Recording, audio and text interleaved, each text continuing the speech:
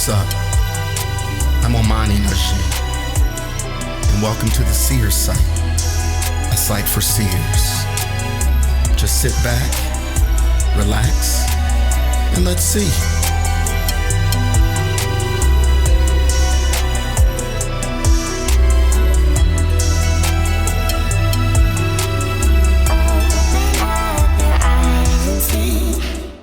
Welcome back to the SEER Site podcast. My name is Omani Najee, and let's get right into it. So today we're going to talk about soul scrolls. And if you hadn't heard the last episode on my introduction to the Akashic Library or the Library of Light, I would suggest you listen to that first so you can fully understand this episode. But a brief summation of the Akashic Library in last episode.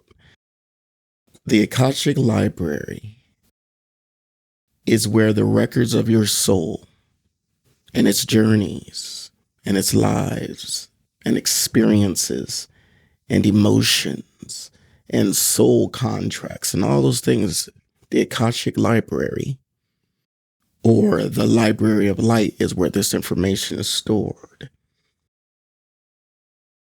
And if you remember the tour that I went on of the Akashic Library, during that tour, my tour guide, Anak, rolled out this scroll on this long table of light and described what this thing was, to my shock.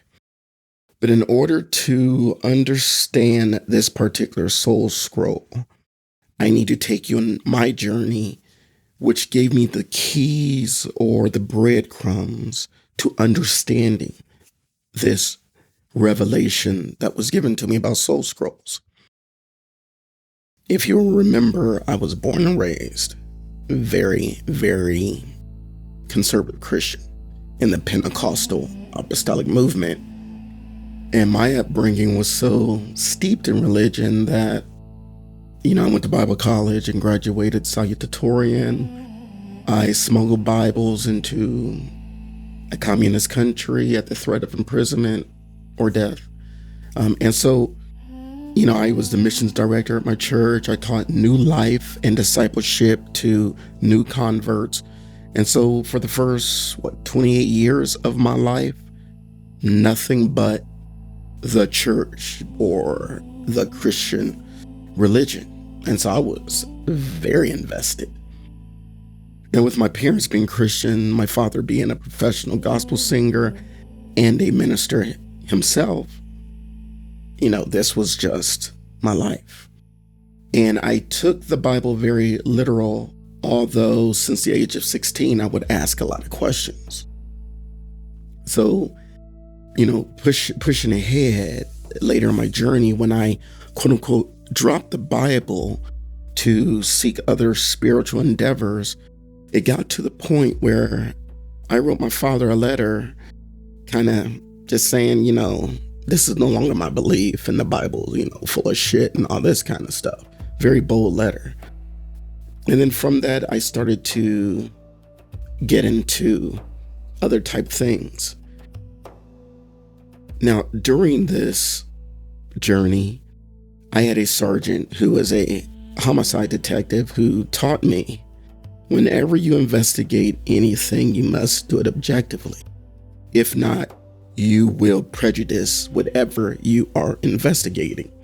And this is while I was a Christian, but it was something that stuck with me throughout my law enforcement career, and any and everything I researched, I've always tried to approach it objectively. So I get rid of religion, I get rid of the Christian religion I was raised in, and I start to delve into other philosophies. Islam, Santeria, Buddhism, the Love and Light New Age movement, things like that, symbology, and all through this, I am learning different things that at the time I had no idea where this path was leading. And at some point, I was led to a place called Sedona, Arizona, where I accidentally, I guess, walked into this art gallery called the Bear Cloud Gallery. When I walked in and saw these spirit paintings, and I'll say this, if you've never seen a spirit painting and you're ever in Sedona, Arizona, there's a place called the Bear Cloud Gallery. Go to it.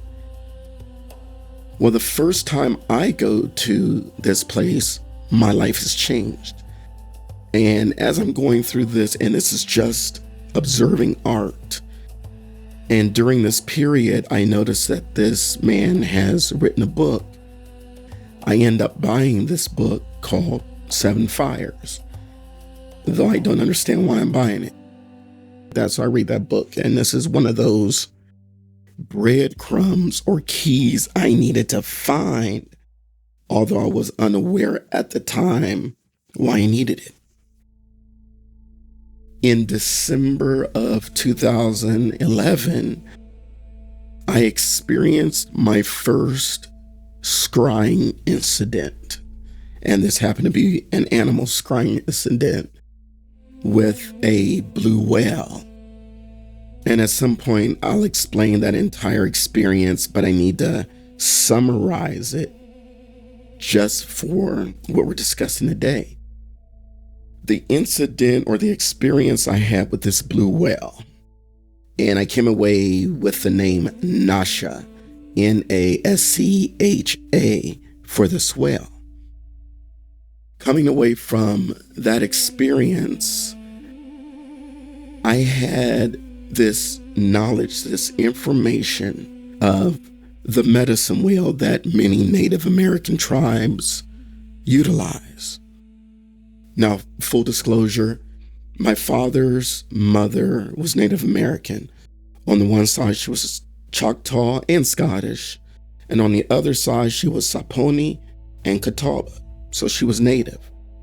But it was something I had never really delved into, because basically in my family, religion was so prevalent that nothing else mattered, whether it was your heritage, race, things like this. And so I come back from that experience with this whale person and this thing called the medicine wheel, which turns out to be the major symbol of many of my grandmother's tribes.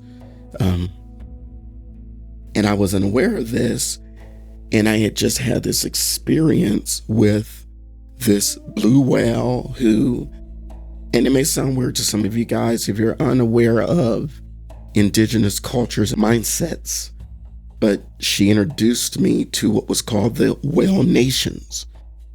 And at the time, I had no idea of the 2-legged, 4-legged, finned nations, whale nations, bird nations. It was a learning curve I had to get through.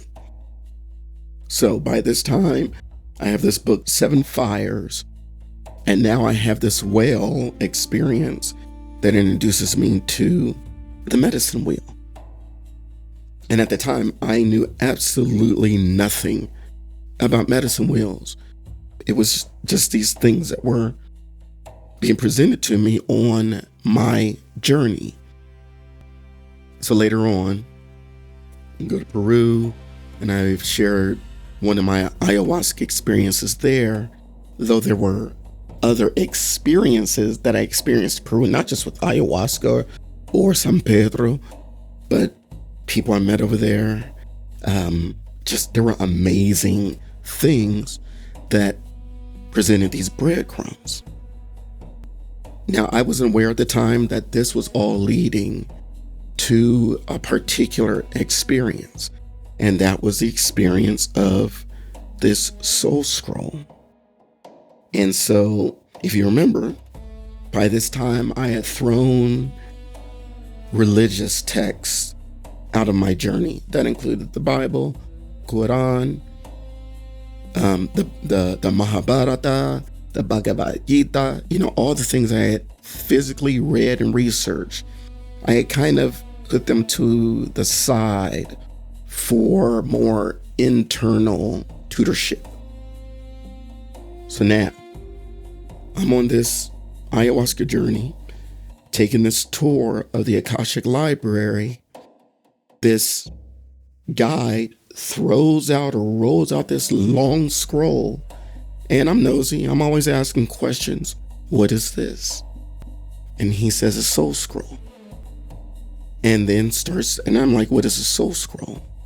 And he shares with me what this soul scroll is, why this soul scroll is, and the intention of this soul scroll. Now, before I go there, I need you to know that this podcast and what I'm going to present to you has absolutely nothing to do with religious dogma, religious organizations, religious teachings, none of that bullshit. In fact, when I was a Christian, I used to debate people of other faiths. And I mean, I would go to Baptist churches, Catholic priests, and even people my own belief system and have these debates. So look, debating faith is a fool's folly. I've never seen it work towards anybody. Discussion, yes. Debate, never. An argument, never. So know this. I'm not here to prove anything to you. I'm not here to diminish your belief or whatever path you are on in whatever religion you choose. But I also want to speak to those who have no religion and believe in nothing, because this is for you too. And while I understand the people who believe the things they do believe, I also understand the people who do not believe. And I say all that to say this. The soul scroll that Anak, this manted being, showed me was what we call the Holy Bible. And at this time, I wanted nothing to do with what I considered the big lie. And yet he showed it to me and revealed some of its secrets to me nonetheless. And know this, and again, this is not religious. The Bible is a mystical writing, not a religious writing. That writing was placed into a vault that we call religion, and then we started worshiping the vault instead of the treasures inside. And my path in studying this thing as a Christian, and then leaving it alone, and then getting all these keys on this journey, made me make a full circle back to it, but not in a religious way. In fact, I would be as bold to say this. If I had known then what I know now, I would have never been in a Christian religion based on biblical text, because that was not the intent of the Bible. Another thing that Anak did is he used, this is going to sound wild, the King James Version of the Bible.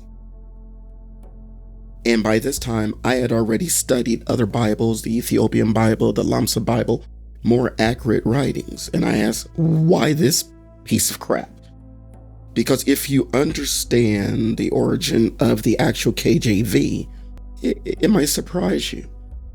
And the answer I got was, this is the most intentionally simplistic and flawed interpretation of ancient scripture.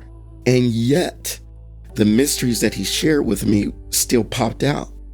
So that basically, if you can find it in this crude interpretation, then imagine how much easier it is to find or be revealed in those that are more fully interpretative. For instance, in the KJV, there is no book of Enoch. You go into the Ethiopian Bible, there's a whole lot more writings in there that was intentionally left out of what we consider the King James Version. This was intentional. And yet, even in his intentional foolishness, the path was made clear. And so this is what Anak showed me. One of the things that Anak showed me concerning the Bible and our past lives. Now, if you've watched or heard any of my other episodes, I've had this condition since I was a child that when I look into the eyes of some people, I receive a lot of information, and a lot of that information, in retrospect, were scenes of their past lives. Lives that I was involved in and lives that I was not involved in. Being born and raised in a religion where reincarnation is anathema used to be a difficult thing, because when I had these visions, I didn't know anything about past lives. In my life, it was death, burial, resurrection, which is reincarnation. And I'll show you how Anak showed me.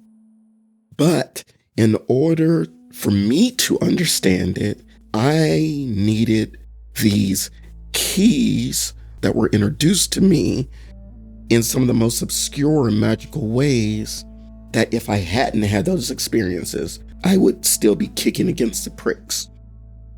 So, with that said, reincarnation is a major theme in the Bible.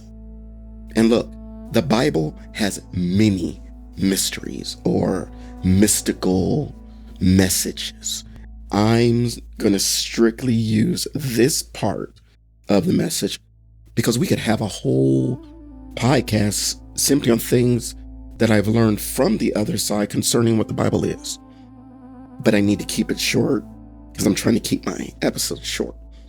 And so I'm going to just give you wide brushstrokes of what this spirit being showed me, why he showed me, and how it all came together.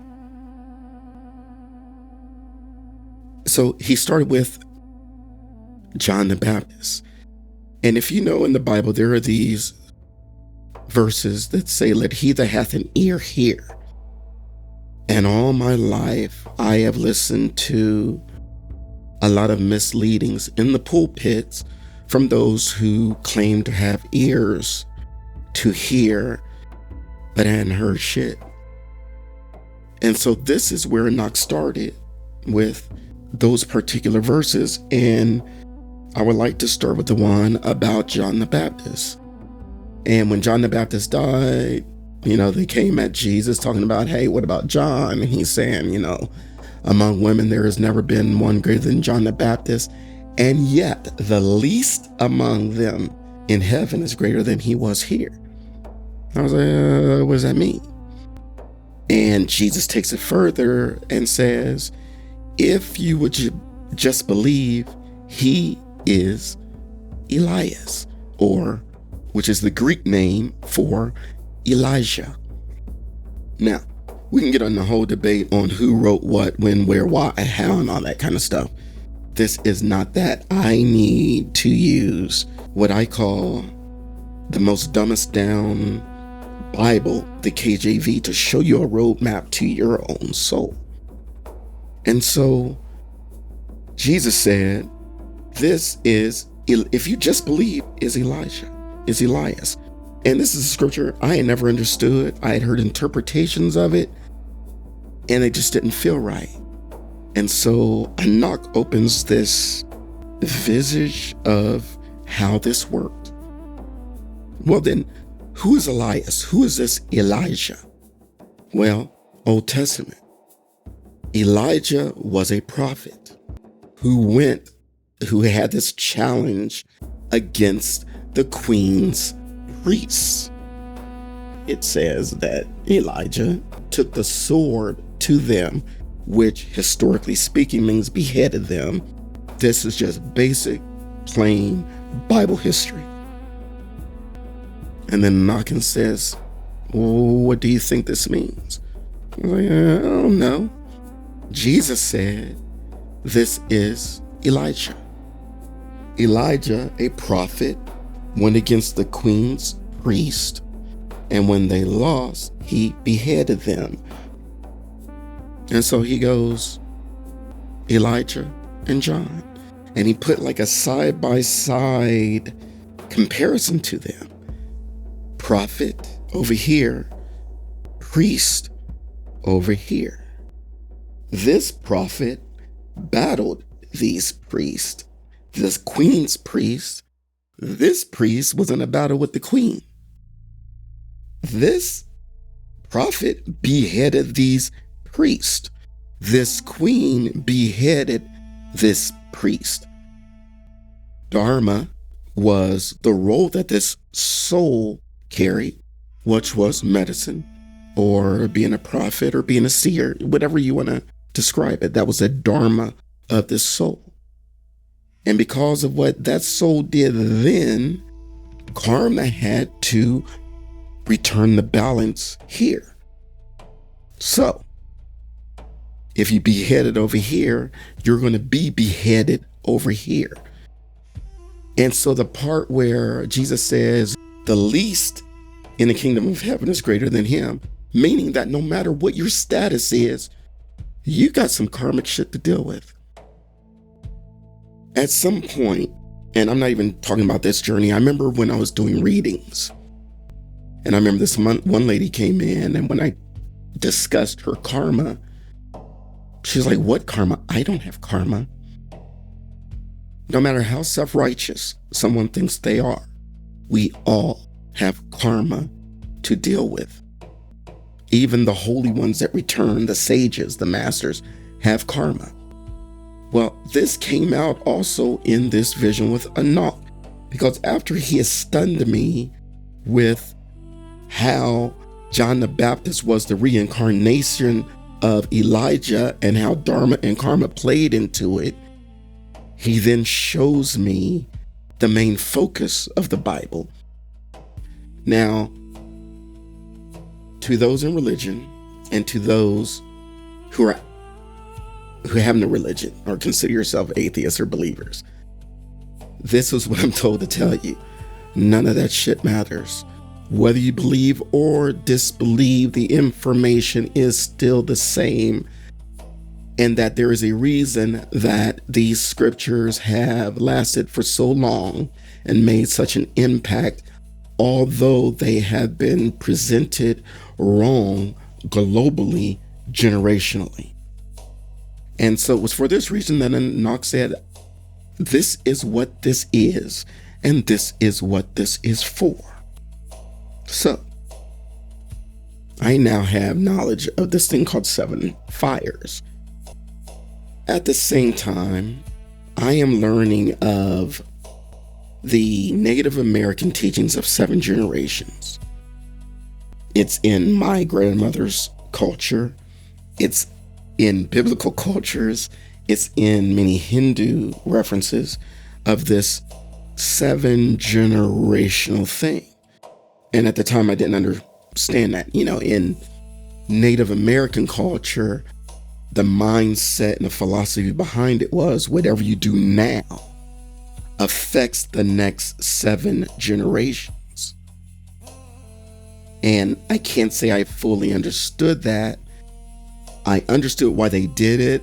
I didn't understand how it played into the cosmic dilemma. And then Enoch showed me. He showed me, let me say this.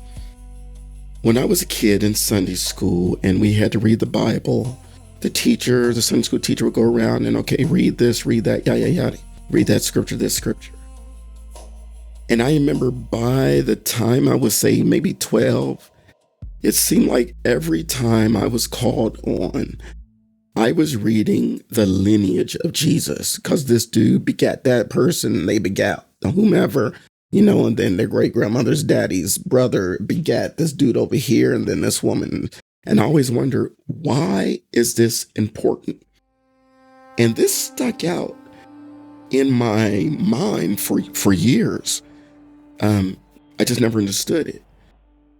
And again, doesn't matter if you believe in anything biblical or not, or if you believe it and take it literal. If you take it literal, research. And if you don't, I do understand it, because the Bible has been used as a sword to cut a lot of wrists. I've cut my wrist with the Bible blade many times of, we've practiced self-mutilation, self-judgment in the Bible. And Enoch was like, enough of that bullshit. And so he shows me the lineage of Jesus, why it's there, but what we missed. And yet Jesus is spilling all these secrets. But at the same time, he had to explain to me. And I'm just going to keep it real. A lot of people don't like to hear accurate history, but let's keep it real. The truth shall set you free. And historically speaking, Christianity has done more damage than it has good. Let's just keep it real. I needed the keys from other cultures, whether it was Native American culture, Mayan culture, because Mayan culture plays into this too. Their calendar plays into this too, because Enoch had to show me the magic in the Mayan calendar in a whole different way that I hadn't seen. And I'll share that too, because it goes with this soul scroll. And so Christianity has destroyed many of the cultures that held the keys to understanding the scriptures that they were putting forth. Prime example, North American indigenous cultures, in comparison to the words in red in the Bible. These cultures live these red letter ways naturally, being at one with nature. Consider the lilies of the field. Being at one with the animals. Consider the robins of the sky, the birds of the sky. These cultures live like that, while this culture came and destroyed the culture they were kind of preaching. And so we understand colonization and what it did.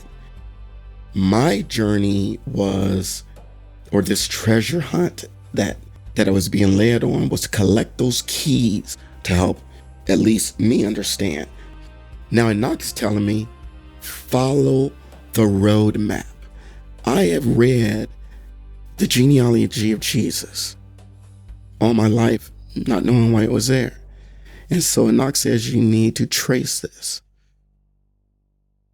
So I go back to my objectivity that I've been taught from a homicide detective on how to apply things, so that I'm not applying it within the cage and the confines of the religious concepts that I was born, raised, and used to teach and or preach. And so, to make a long story short, it comes down to this. If you go back every 7 fires or every 7 generation of Jesus's maternal line, which brought me to, why the maternal line? Because I came from a religion that was very patriarchal. And this is where divine comment comes in, because he's like, well, if he's the son of God who impregnated Mary, he has no paternal line. So for a patriarchal system to try and make Jesus a patriarchal figure from a maternal line is ludicrous. And part of this was becoming familiar with my grandmother's heritages of the Saponi, the Catawba, the Choctaw, which are all, at least to my knowledge when I research, matrilineal lineages. Something I was not used to. It was always about the man, and the woman came from the man. Again, we'll get into that, because the Adam and Eve story is the foundation of much ignorance. This ain't that subject though right now. And so he says, trace his line. And so I started to trace line. This is all in the vision. But then I did research afterwards, and this is an extensive study. So if you trace Jesus's lineage, his matriarchal lineage, every 7 generations, every 7th generation is an incarnation of that same soul. 7 fires. 7 generations. What comes around goes around. What you reap, you will sow. And the message was, by your 7th incarnation, you are going to reap everything you sowed. Somehow, and I'm not saying indigenous cultures knew about reincarnation or saw it in that vernacular, but somehow they knew whatever we do now, the 7th generation is going to suffer it.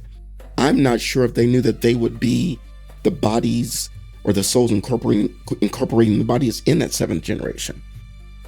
So I started digging back, and 7 generations and 7 generations. And it came to David, all the way back to Abraham. And if you kept going, it went all the way back to God. And the message was, this is a circular journey. Colonization came to different societies that lived within the circle of life and flatlined it with a timeline. When nature, indigenous cultures, ancient cultures always lived circular, because that is nature. But I need to use a timeline to explain this, although the journey of this soul that we call Jesus is circular. So it came back that this soul that was King David, that was Abraham, was all the same soul reaping the rewards or the curses that it implanted or sowed in that life. And so I said, I don't get it. If the message of Jesus was innocence had to die, why did he die if he was innocent? Again, in the mindset of religiosity. And the answer was so simple that it was stupid. He goes, because as King David, he killed an innocent in Uriah. He had to die as an innocent. And that this whole journey, this last incarnation, was the completion of this soul's journey. So that the next time you see this soul, it's already in its light body or its glorified body, which is the body that we are all to return to. If you remember, Adam and Eve had different bodies or realizations before they, quote unquote, disobeyed. And they realized we are naked. They went from a light body to this 3rd dimension body. And this whole journey is for each of us to return to our light bodies. And the stories of Jesus, the generational stories of this particular soul that culminated in this parable that we call Jesus, was the culmination of the soul's journey, to which then the Mayan calendar came in. Long count, short count. Now look, I am not really in astrology or astronomy. I'm definitely not into math. And I didn't know a lot about Mayan culture. You know, being in San Diego, you're around Mayans and Aztecs all the time. So it was there, but I never researched it. And it was shared that, and to the Mayan culture, I mean no offense when I say this, because I am not sure how far your wisdom and knowledge is being practiced, how deep it went, or what it has suffered through colonization. And I mean no disrespect to the magic and the power that you guys created in this Mayan calendar. But it was shared with me that the long count and the short count were different reflections of the same journey. Short count was a generational reflection of the physical journey, while the long count is the generation of the soul.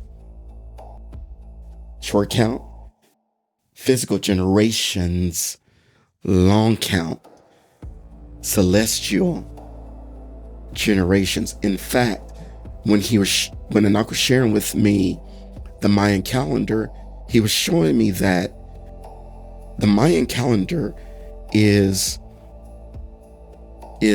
an example of a multi-dimensional galactic clock. Not just, and it measures so many different aspects of time that it would take me lifetimes to understand the completion or the complete wisdom that's behind just the Mayan calendar, let alone the Bible. But it turns out that the Bible, that this particular message of mysticism in the Bible is a roadmap of each and every incarnated soul that's experiencing things on earth. Jesus's journey was simply a roadmap, a reflection of the journey your soul is going through. So let's take it back, where he was king, where he was slave, where he was servant, where he was humble, where he was prideful. We are all going through these journeys, and whatever we sow, we reap. And by the time Jesus was born and the letters in red, and again, nobody knows who wrote Matthew, Mark, Luke, and John. We know it wasn't.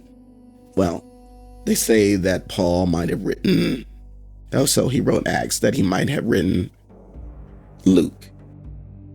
But we know that these are Greek writings in Greek names using Greek languages, so we know they were not actual Jews. And again, that is a discussion for a whole nother episode. But these things have been presented over the last 2,000 years for a purpose. I can't even say 2,000 years, but all these scriptures over time have been a compilation of the journey of this particular soul for the sole purpose to show each of us the journey that we're on.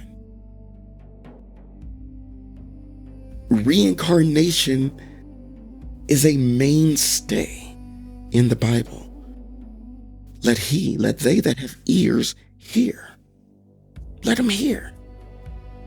This prophet beheaded priest, the queen's priest.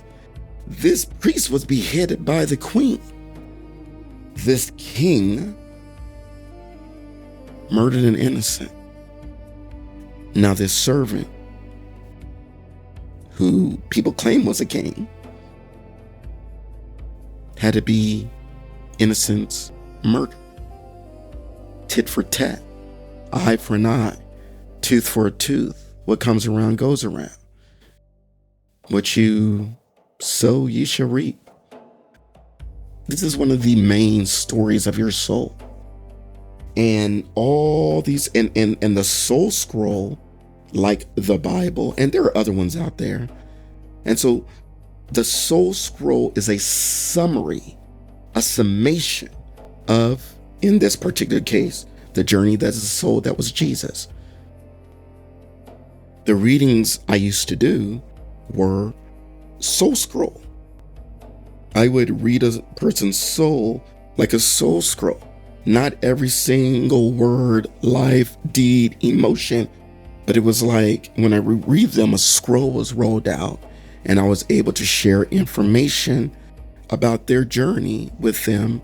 And a lot of it comes from your own mouths. You see, your soul has never forgotten anything. And your soul is aware of its eternal journey. It is our minds that have been disconnected from source. And a lot of that is, I hate to say it, religion. Because when you were a child, you still had a lot more connection to it. But then those connections, those tethers were severed by the misinformation we have received, and not just religion, but through our societies, our superstitions, our politics, our systems of education, have been cutting necessary cords that should have never been cut. But now we are in phases of our lives in the evolution of this world where those tethers and that connection to the other side is, for people like me, being mended, and for this generation that's being born, never being cut. Have you noticed the ancient souls, this generation? Many of them just old souls whose souls never forgot. They came back and was like, nah, I'm not down with that bullshit. And so they have come in an evolved atmosphere of their soul. That's why the world's changing. And so just, I know there are many messages and many missions we can pick out of the Bible. This is the one that was revealed to me, that made me go back and read and research, not in the slavery of religion, but as a one riding on the hill, looking down at it and not always up. And when you back up and you see the big picture, and it's a message to your soul that this whole journey is your soul's return to its source. Because again, if you go all the way back to the beginning, that soul started as God and ended as God in Revelation, from generation to revelation. Generation to revelation is a summarized journey of every single incarnate soul on the body. And this message of death, burial, and we're going to be kicking it with this dude who's sitting on a love seat in heaven like a man, with his son sitting beside him and a dove flying over him. It's bullshit. It's bullshit. The Bible means much more, much, much more than religion ever gave it credit for. I mean, why do you think a lot of these religions don't even follow their own writings? Go figure. But the Bible is a map of your soul. To break the code of how we're reincarnated, when we're reincarnated, when we face the blessings and or debts of the things that we have sown. And so I said all that to say this. One, the Bible is a soul scroll, not a religious book. It's just been something that people have forged into a sword to cut others to pieces, when the intention of it was a steak knife to cut meat to feed us instead of cut us. And that this soul scroll is merely a reflection of my journey, of your journey, and the culmination of what you reap, you will sow. An eye for an eye. I know that's something that's hard to hear. It was hard for me to learn. If you want to beat the system of karma, do unto others as you would have them do. I know that shit ain't easy, because I'm not a turn the other cheek kind of dude. You come in like, and actually, when you get into the research of what that scripture meant, it actually didn't mean turn the other cheek and let somebody square off on you again. That's some punk behavior. But it was presented that way to cause certain societies not to fight against their oppressors. Go figure. But love one another. Because again, that namaste effect, every single person that you come across, whether you like them or not, is a reflection and a teacher in some way, shape, or form. And not just in this life, but more than likely in your other lives. And so, listen to your soul. Start looking into those things that just feel familiar to your soul, whether it's another culture, another language, music, food. It doesn't matter. It's vast what your soul remembers. Look, you guys, we are all reflections of one another in one shape or form. Love each other. I know it's hard in this day or time, but once we start recognizing that person you probably hate, you used to be, or if you're the person that hates, you're going to be, it kind of puts a beautiful mirror in front of us. And I'm not saying the picture is always beautiful, because it helped me to understand some of the monstrosities I've had to endure in this life that were my karmic debts, and those are some hard lessons. So listen to your soul. It never forgets, and try and do so objectively. There are times when I would get visions or thoughts or whatever, and I'd be like, ooh, why is that there? And shut it out. When I got into the point of investigating it, it was just echoes from another experience, from another life, from another culture, from another society, from another world, from another incarnation. And it's something we all go through and experience. These, again, are just clues of your soul remembering. In our next episode, I'm going to share with you actual reincarnation experiences. And I know reincarnation is a hard thing to grasp if you're in a particular religion, and for those who don't even understand it, that aren't in religion, I want to make it easy for you, because it's my most profound gift, if you want to call it a gift or curse, whatever. It is my most profound. And it took a lot of scars to understand it. But once I did, my life became a beautiful testimony instead of the bullshit I lived before. So until then, think deeply, see clearly, and journey well, my beloved.